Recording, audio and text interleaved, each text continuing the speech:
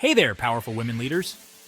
Today, let's dive into a topic that's reshaping the political landscape: how women are changing political donations forever. Did you know that women now make up roughly half of the donors to Democratic candidates? That's right, we're stepping up and making our voices heard through our wallets. Women also tend to give more enthusiastically to female candidates. And here's the kicker: we're better positioned to spend money on political donations than we have been in decades. The wealth gap for never-married women and men is the closest it's been since the St. Louis Fed began tracking the data back in 1989. As Rashmi Rao, one of the founders of Women Executives for Kamala Harris, puts it, we all intimately know what it means to be the first, the few, the only every single day of our lives. We're not doing this just because we're women. We're doing it because we're women executives. While the share of women giving to Republican candidates has also grown over the last 2 decades, Democrats have fielded more women for state-level office. This has helped establish deeper donor networks. For instance, Emily's List has been working to support Democratic pro-choice candidates for Congress for 40 years. They've trained women and their campaign staff in fundraising, boosting the share of women in Congress from 4% to 28%.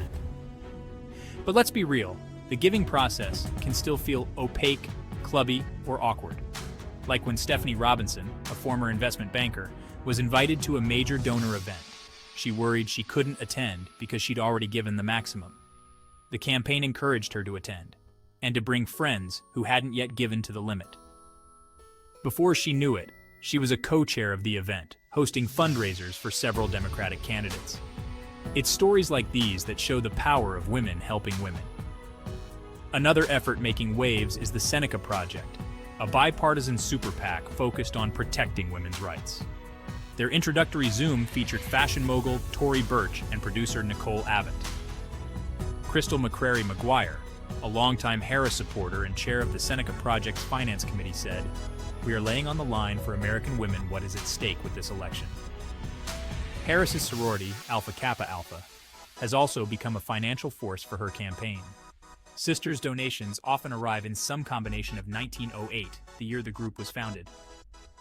Whether or not Harris wins in November, this is a pivotal moment for women to cement and extend their political influence.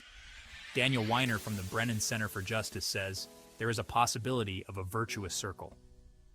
Since Harris entered the race, Women for Harris have offered training on Zoom to over 100 women. They've started virtual office hours to help women raise as much as they can, whatever that may be.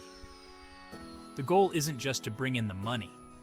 It's to build a pipeline of women for future elections, creating an army of successful fundraisers who may even run themselves. So here's to us, the women changing political donations forever. Let's keep pushing forward, making history, and shaping the future. Thanks for watching, and stay inspired.